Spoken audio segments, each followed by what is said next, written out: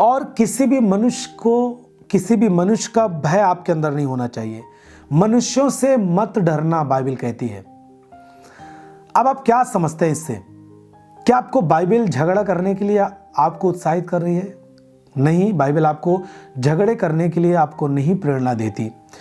मनुष्यों से ना डरने का मतलब मनुष्य से हम लड़ें ये नहीं है, मतलब मनुष्य के विरोध में हम खड़े हो जाएं ये मतलब नहीं है। अब हम जाकर लाठी डंडे उठाएं और उनको मारें, उनको धमकी दें जो हमारे विरोध बोलती हैं, ऐसा भी नहीं है। इस चीज के लिए बाइबल आपको नहीं कभी आपको प्रेरणा देती। मनुष्य से ना डरने का मतलब यह है कि मनुष्य जब कभी भी आपके सत्य मार्ग पर चलते समय आपको रोके, आपका विरोध करे और आपको गलत चीजें बोल करके आपको डराए धमकाए, उस समय आपको नहीं डरना है। मनुष्य का भय आपके अंदर नहीं होना चाहिए। मनुष्यों से आपको नहीं डरना है। सब बोले हालेलुया। मैंने आपको पिछले दिनों में एक वचन पढ़ाया था। वो वचन था नीति वचन, उसका 29 और उसका 25। 29 का 25 वहां पर लिखा है कि मनुष्य का भय फंदा हो जाता है, परंतु जो यहोवा का भय मानता है उसका स्थान ऊंचा किया जाएगा।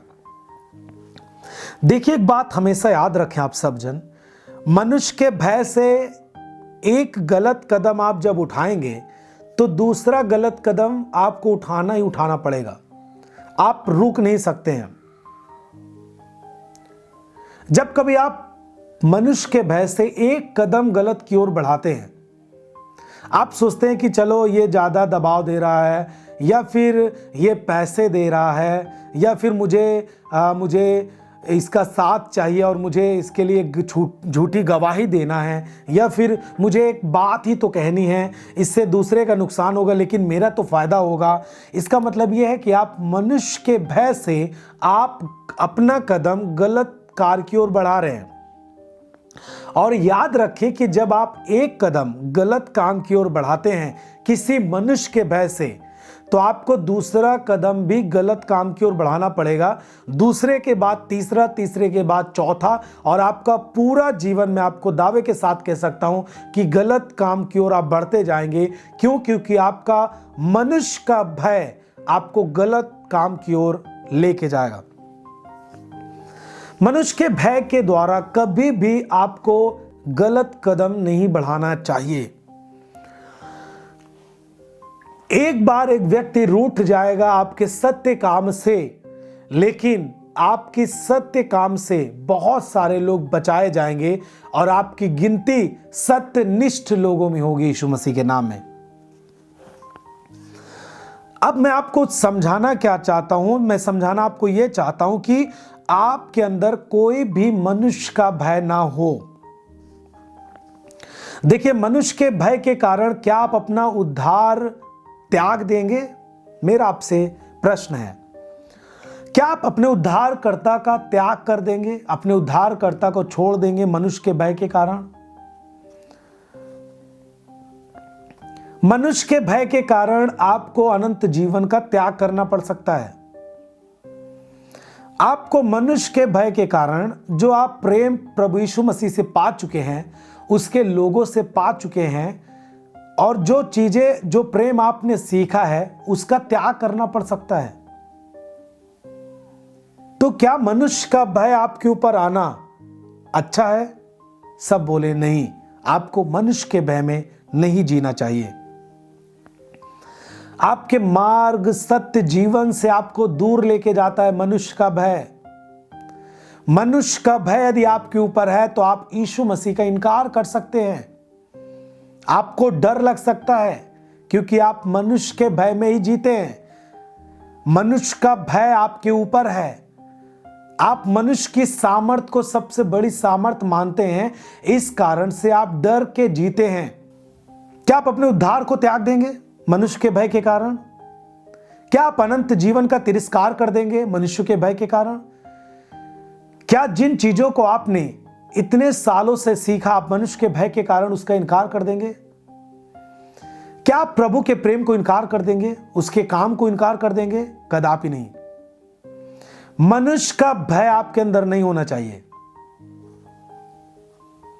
क्योंकि मैंने आपको पहले ही बताया कि उसका, मनुष्य का जो भय है, उसके कारण यदि आपने एक गलत काम की ओर कदम बढ़ाया तो आपको दूसरा कदम गलत काम की ओर बढ़ाना पड़ेगा, दूसरे के बाद तीसरा, तीसरे के बाद चौथा, चौथे के बाद पांचवा, और आपका जीवन ही पूरी तरीके से गलत होगा।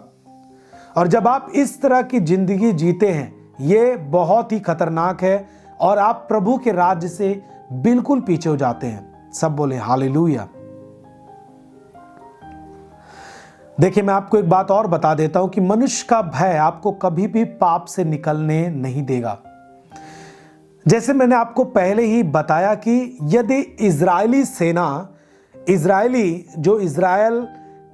इजरायली कहलाते हैं, जो मिस्र देश की गुलामी से निकले, यदि वो मिस्र के भय में उस समय भी रहते तो वो उनका साहस ना होता निकलने के लिए।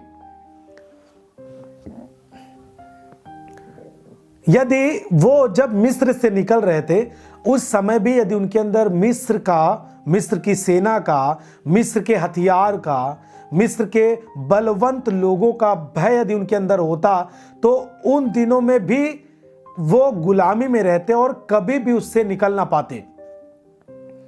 लेकिन परमेश्वर के दास मूसा ने उनको जो बातें दी, जो आश्चर्य कर्म उनको दिखाया, जो परमेश्वर की ओर से आवाज थी उनको बताया, उस दिन उन्होंने जब निर्णय लेकर बाहर आए तो उन्होंने कभी भी मिस्र के लोगों का, मिस्र के हथियार का, मिस्र की सेना का भय उनके अंदर नहीं था, और वो एक ही बात की आशा रखते हुए अपने लक्ष्य की ओर बढ़ते गए कि परमेश्वर ने निर्णय लिया है हमें निकालने के लिए।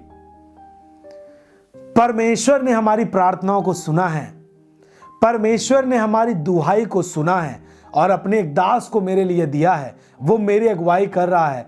अब मुझे यहां से निकलना चाहिए, और वो निकल पड़े और पीछे नहीं मुड़े। बीच बीच में बहुत सारी बातें पीछे करना चाहती थी, लेकिन वो निर्णय ले लेते थे। उनको सिखाता था मूसा, उनको सिखाते थे वे लोग जो परमेश्वर पर भरोसा रखते थे, और वो फिर से आगे बढ़ते थे। उनके खाने की व्यवस्था, उनके रहने की व्यवस्था, उनके लिए उनका परमेश्वर दिन में बादलों का खंभा बन के, रात में अग्नि का खंभा बनकर उनके साथ उनकी अगुवाई करता, वो उनको लेके चला। वैसे मैं आपको बताना चाहता हूं, उसी के द्वारा आपके अंदर यदि मनुष्य का भय होगा तो आप पाप से नहीं निकल पाएंगे प्रियजन। आप पाप की गुलामी में रहेंगे, वही पाप, वही व्यभिचार में आप जिएंगे। आप क्यों डरते हैं हम लोगों से? क्या आप चोरी करते हैं? नहीं। तो आप क्यों डरते हैं मनुष्य से? क्या आप व्यभिचार करते हैं? नहीं। तो आप क्यों डरते हैं मनुष्य से? क्या आप देश के खिलाफ गलत बातें सोचते हैं? नहीं। तो आप क्यों डरते हैं लोगों से? क्या आप लड़ाई करने वाले लोग हैं? नहीं। तो आप क्यों डरते हैं मनुष्य से?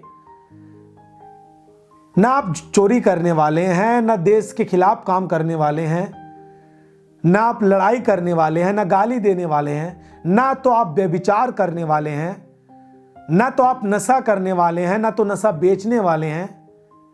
गलत काम पे आप आवाज उठाते हैं और आप एक सत्य जीवन जीने वाले व्यक्ति हैं, तो आपके अंदर मनुष्य का भय नहीं होना चाहिए।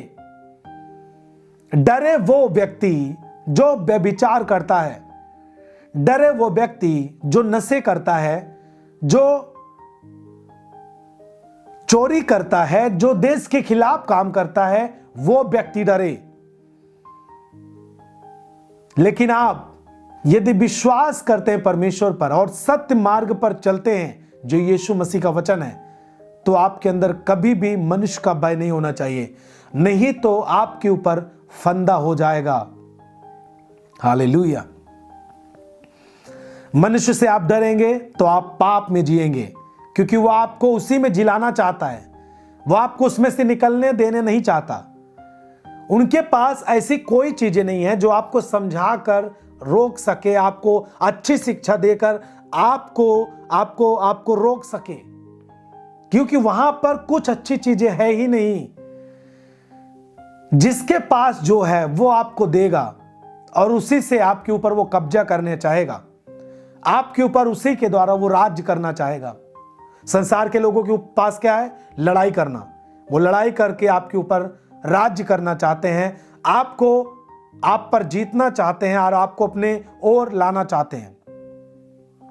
गाली देकर, धमकी देकर वो आपको अपनी ओर रखना चाहते हैं और आपको वहीं पर रखना चाहते हैं, अपनी ओर आपको लाना चाहते हैं, आपके ऊपर अधिकार करना चाहते हैं। वो चाहते हैं कि मेरे धमकी के द्वारा, मेरे गाली के द्वारा, मेरे धमकाने के द्वारा वो मेरे साथ बने रहे। इसके मतलब ये है, उस व्यक्ति के अंदर जो चीजें उपलब्ध हैं, जो उसके मन में भरी हैं, जो उसके पास अधिकार है, उस चीजों का इस्तेमाल करके वो आपको रोकना चाहता है, आपके ऊपर नियंत्रण लेना चाहता है। लेकिन आपके यीशु मसीह के पास क्या है? आप जानते हैं, प्रेम। आपके प्रभु यीशु मसीह के पास क्या है? आप जानते हैं, दया। आपके यीशु मसीह के पास क्या है? व्यभिचार से आजादी, पवित्र जीवन की ओर बढ़ना, अपवित्रताई, पाप के जीवन को नष्ट करना, बीमारी को नष्ट करना, आपको एक अच्छे व्यक्ति के रूप में खड़ा करना। और इसके द्वारा प्रभु आपके जीवन पर राज करना चाहता है। वह आपको अपना पुत्र बनाना चाहता है और इस कारण से लोग आज यीशु मसीह के पीछे हो चले हैं और इसी कारण से आप और हम प्रभु यीशु मसीह की आराधना करते हैं। सब बोले आमीन।